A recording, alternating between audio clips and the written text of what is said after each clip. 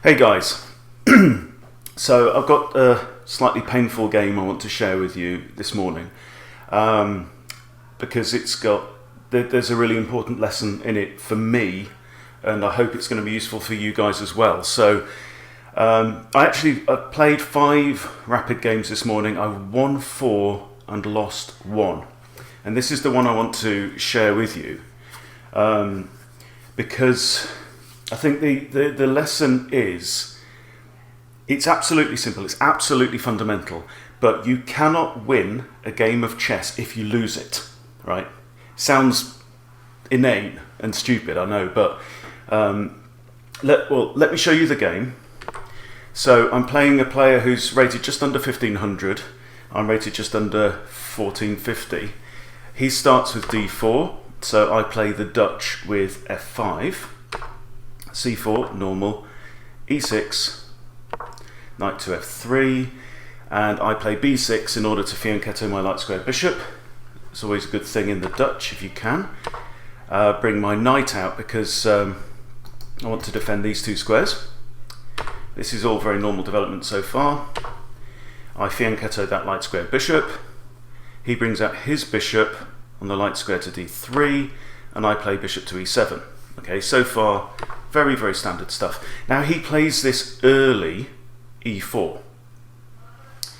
And the e4 and e5 squares in the Dutch are very often pivotal to the game.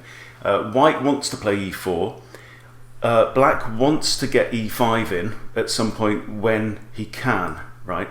At the moment, obviously, I couldn't because e5 is undefended, and you very often want to meet e4 with e5 if at all possible.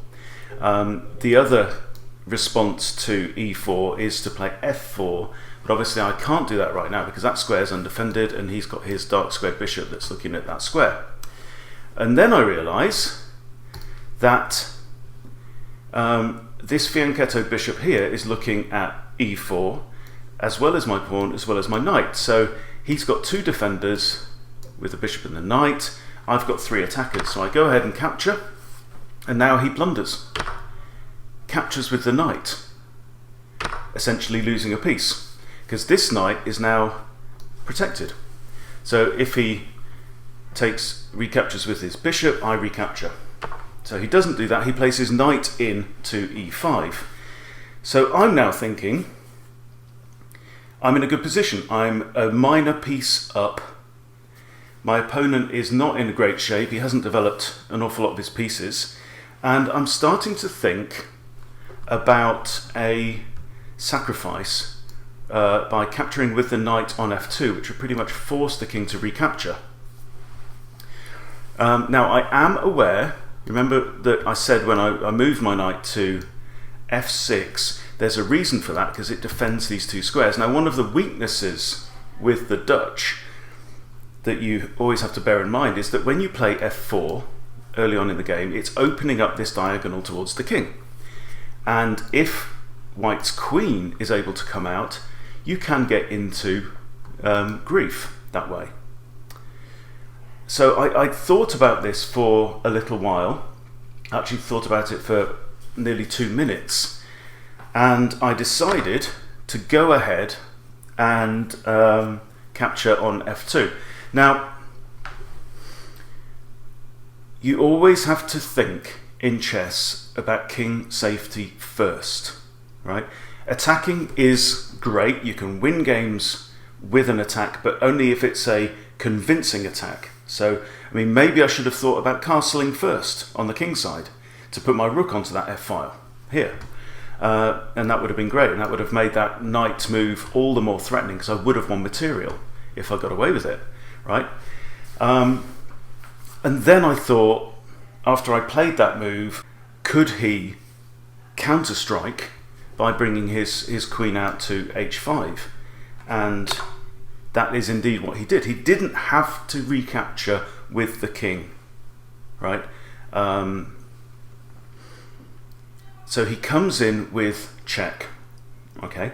And I knew that this was a threat, but I lost my head. I got hot-headed, and I thought that I could get my attack in before he could counterattack, which wasn't the case. So, and this is a common pattern here, because you've got the situation where the knight can capture there, and the pawn can't recapture because the queen then takes the rook.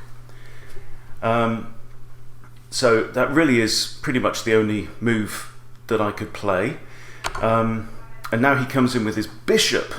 The light square bishop comes in, captures the pawn. Same situation, h7 can't recapture, so I have to move my king. Then he comes in with his other bishop, and I'm in a horrible, horrible mating net. So I have to move my king again. It's the only square I've got. And then that is checkmate. So it's all over in 13 moves. So from this situation here, what I should have done is I should have thought king safety first. You can't win a game if you lose it. So I had other options. The queen coming in is clearly a threat. So maybe I could have castled in this situation.